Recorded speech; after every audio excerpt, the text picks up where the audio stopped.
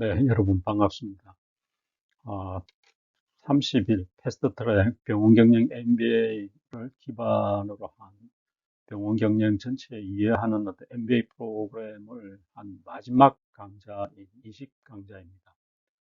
당시 병원 경영 MBA를 책을 집필을 할 때, 전반적으로 좀 짧은 기간 동안 병원 경영 전반에 대한 경영적 입장에서 이해를 하고자 하는 분들한테 좀 알기 쉽게 실무적으로 책을 쓰려고 노력을 했습니다. 책을 쓰고 나서 한 1000부 정도를 이렇게 판매를 했는데, 아쉽게도 제가 수정본을 내지를 못하고 코로나로 해서 병원에 오프라인으로 병원 경영 MBA 프로그램을 했는데 2차 정도를 하다가 코로나 사태에 중단을 했습니다. 그래서 한 20개 강좌를 만들면서 병원 경영 MBA를 동영상으로 한번 제공을 해보자 이렇게 생각을 해서 20개 정도의 하루에 한 두세 개씩 해서 한 열흘간 작업을 했는데 당시에는 챗봇이라는 게 오픈 AI에서 만들어지기 이전에 했던 이야기여서 앞서 19강좌에서 일어난 비대면 부분하고 병원의 챗봇 GPT에 대한 활용 방안을 포함을 했습니다.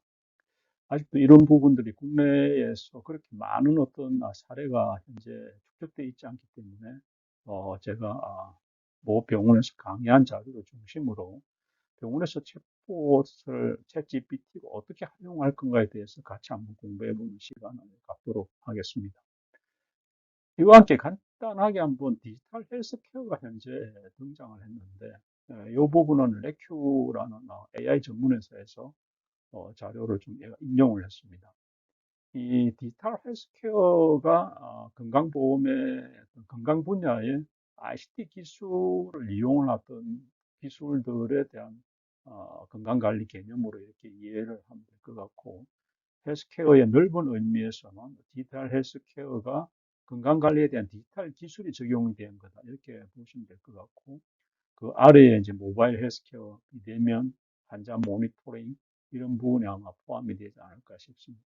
보시는 것처럼 위키피디아나 FDA에서 한 디지털 헬스케어는 보시면은 디지털 헬스케어를 WHO의 정의에 의하면 건강 분야의 ICT를 사용하는 e-헬스에 기원을 둔 이런 분야로 보고 있고 FDA 쪽에서는 디지털 헬스를 모바일 헬스케어, 건강정보 기술, 웨어러블 기술, 원격 의료와 원격 진료, 개인 맞춤형 의료 전체를 FDA 쪽에서는 디지털 헬스라고 이야기를 하고 있습니다.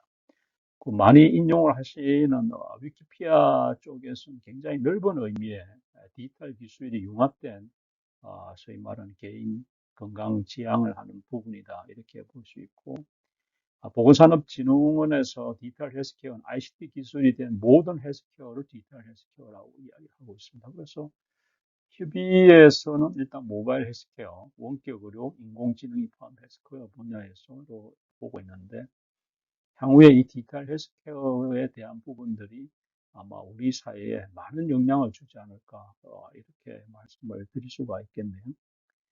디지털 헬스케어의 등장으로 해서 2022년도에 1조 한 2조 시장을 형성을 하고 있는데 물론 이제 한 절반 넘게가 이제 의료용 기기 쪽이지만 소프트 산업도 상당히 빨리 확대되고 있다.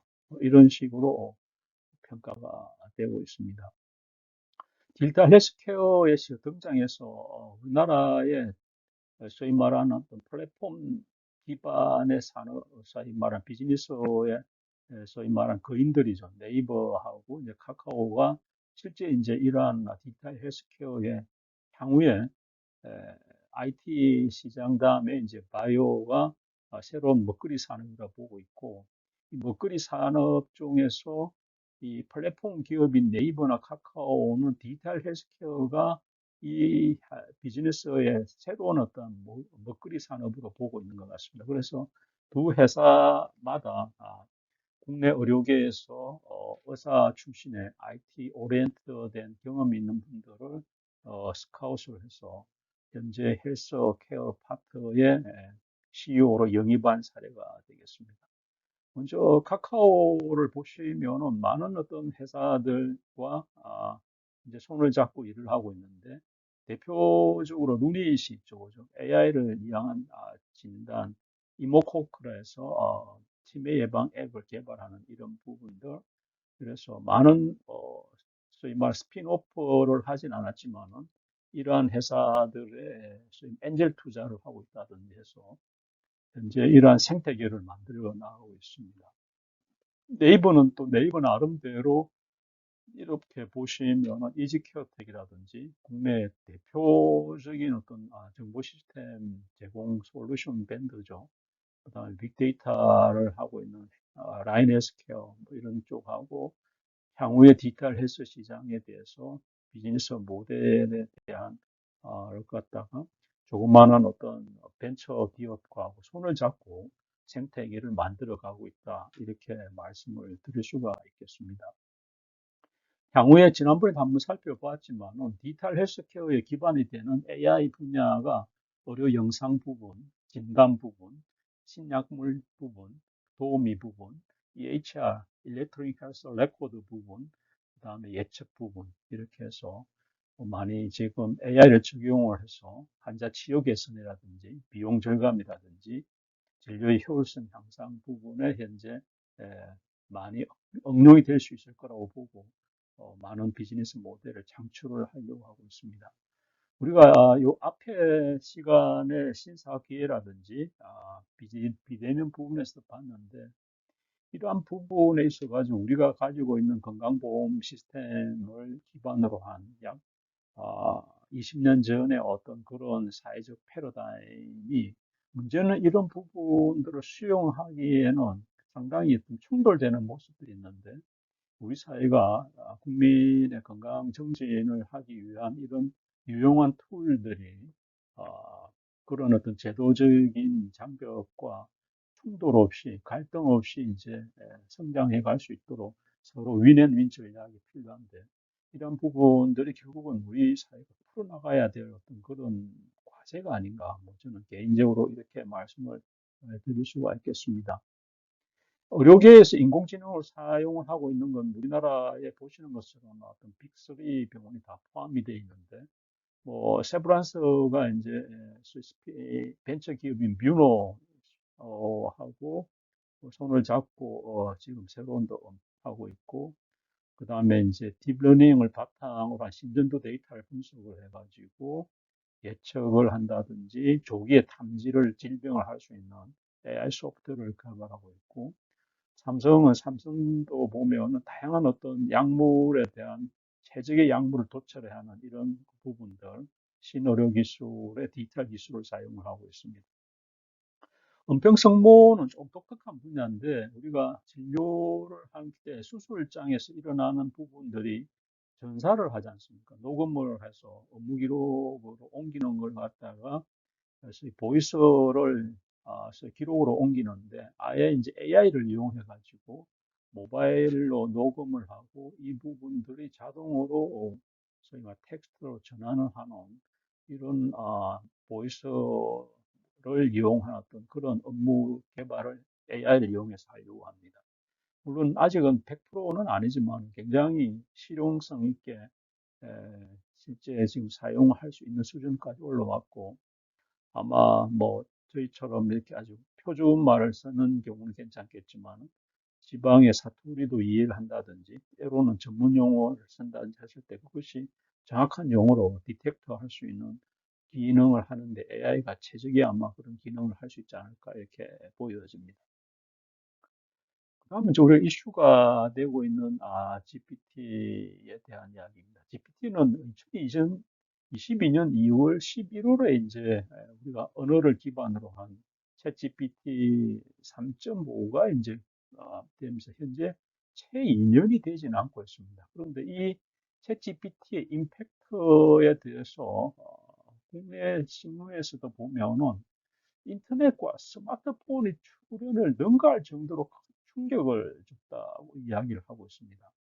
이 챗GPT가 준 충격은 기존에 우리가 앞서 강좌에서 이제 살펴보았다시피 인간의 이야기를 알아듣고 이 자체에 대해서 인공지능이 소위 말하는 딥러닝 방식으로 훈련을 받아가지고 우리가 원하는 답을 준다는 생각은 상당히 놀라운 발상의 전환입니다. 그만큼 이제 빅데이터를 가지고 스스로 알고리즘을 만들어서 우리가 말하는 것들을 이해를 하는데 문제는 이제 과거에는 챗GPT 3.5 기반 정도에서는 한글로 이제 질문을 하면은 이 부분에 상당히 아직은 그렇게 매력적인 답변을 얻지 못했지만 챗GPT 4.0 정도에서는 거의 이제 한글로 이제 프롬프트 대신에 보이스로 이야기하도 상당히 유익한 정보를 할 수 있을 정도로 급격하게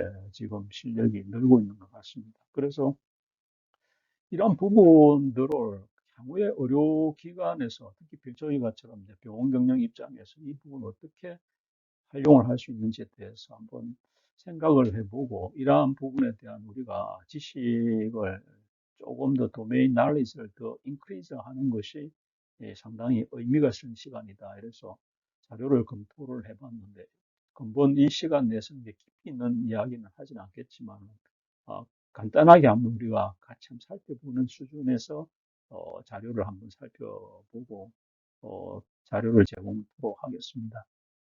잘 아시는 것처럼 오픈 AI에 대한 배경은 비영리 기관에서 향후에 인공지능이 우리 인간에 어떤 영향을 줄 것인지 하는 것을 만들기 위해서 연합체를 만들어서 만든 하나의 컴퍼니죠. 그러다 보니까 이 오픈 AI 자체가 비영리 기관이라고 볼 수가 있고 이 비영리 기관 오픈 AI에 가장 많은 투자를 한 회사는 아이러니컬하게도 마이크로소프트가 100억 현물로 달러를 출자를 했습니다. 왜 현금이 아닌 현물 출자를 한다면은 아시는 것처럼 오픈 AI가 LLM 모델, 소위 라지 랭귀지 모델을 쓰고 있기 때문에 굉장히 많은 데이터의 검색을 하기 위한 그런 자원이 필요합니다. 그러니까 이걸 갖다가 이제 소위 현물로 마이크로소프트가 제공을 했게 했습니다. 그래서 이 방대한 어떤 데이터를 인간이 쓰는 데이터를 학습을 통해서 처음에는 이제 답변을 텍스트로 했는데 최근에는 이미지도 만들고 새로운 콘텐츠를 만드는 생성형 AI가 되면서 충격을 줬다. 뭐 이렇게 이제 말씀을 드릴 수가 있습니다.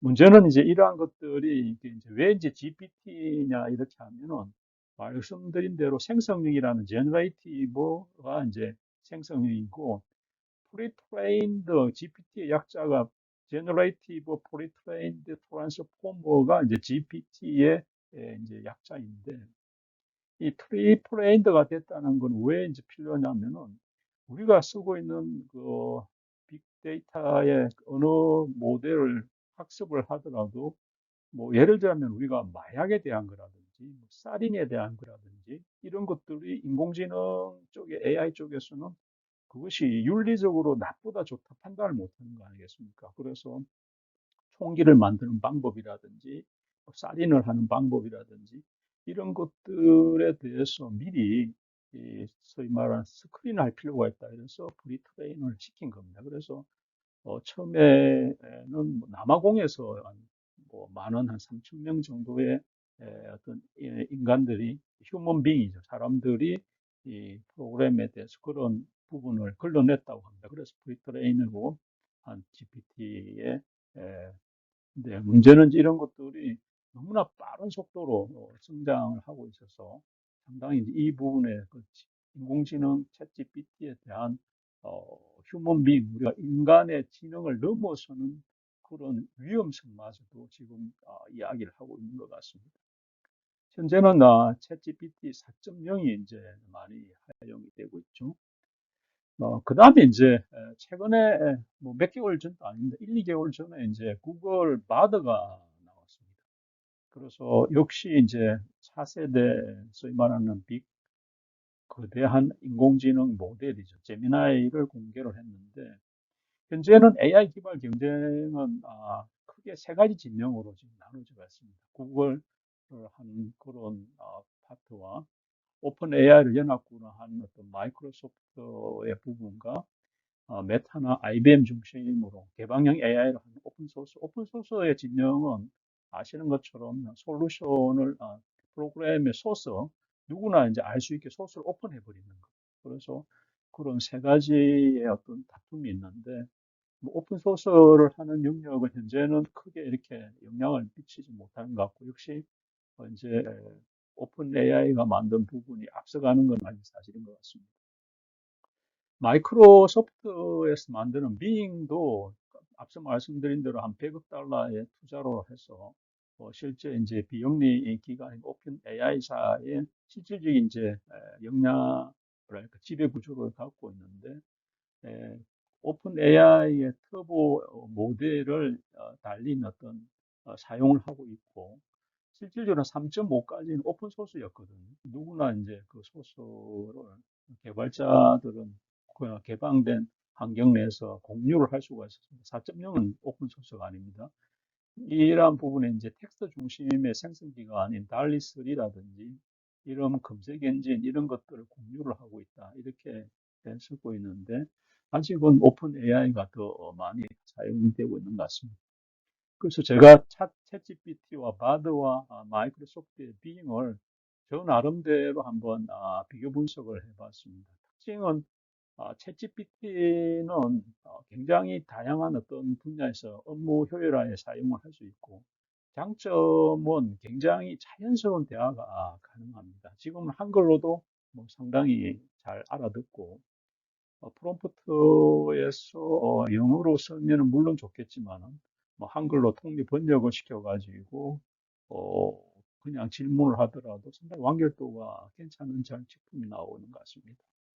이 바드의 특징은 보시는 것처럼 최근의 뉴스라든지 뭐 각종 자료에 대해서 번역을 상당히 잘해주는 이런 분야고, 빙은 이미지 쪽에 상당히 강한 것 같습니다. 그래서 전체적으로 아직은 오픈 AI사의 챗GPT가 선두주자다 이렇게 말씀을 드릴 수가 있겠습니다.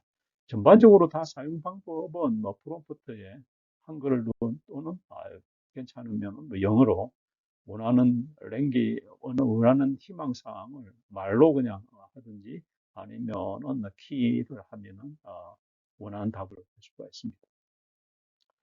산업계에서 AI에 대한 부분들에 관심을 있는 부분은 병원도 그렇고, 사실 컨택트 센터, 콜센터라고 보이는데, 이 사실 콜센터가 이제 굉장히 큰 산업이죠, 그죠? 뭐, 우리가, 저도 이제 은행에 가끔이라든지, 뭐, 문제가 생기면은, 콜센터에 전화를 하지 않습니까? 뭐, 왜 이런 전화가 왔는데 어떤 의미냐, 뭐, 또는 뭐 집에 KT를 쓰고 있는 경우, SK를 쓰고 있는 경우에 휴대폰에 어떤 작은 문제가 있으면 콜센터로 하는데, 이런 콜센터에 대한 부분들의 인건비를 줄 수 있는 부분 중에서 AI를 써가지고 하는 부분들이 새로운 어떤 그 인공지능에서 먹거리로 좀 뜨고 있는 것 같습니다. 그래서 개인적으로 병원 쪽에서도 AI를 이용한 콜센터를 운영을 컨택트 센터라고 이제 하는 게 정확한 용어인데 그냥 콘택트 센터 또는 콜센터라고 이야기를 하겠습니다. 이런 쪽에 관심을 기울이고 있고, 이러한 부분들이 카카오에서 현재 일부 예약 시스템이나 콜센터 역할을 하고 있는데, 이 부분에 아마 인공지능을 이용한 부분에서 많이 관심 분야고 새로운 비즈니스 모델로 떠오르고 있는 것 같습니다. 개인적으로 그냥 오픈 AI를 활용을 해가지고 어떤 병원 운영 개선을 할 수 있는지에 대해서 제가 그냥 한번 질문을 해봤습니다. 그래서 어, 오픈 AI 들어가가지고 병원 운영에 있어서 너희가 할 수 있는 역할이 뭐니 이러니까 이제 답변이 이렇습니다. 데이터 분석, 임상 의사결정 지원 시스템, 지원 교육, 예약 관리 시스템 뭐 이런 부분을 할 수 있고 그냥 넘어와 버렸네요.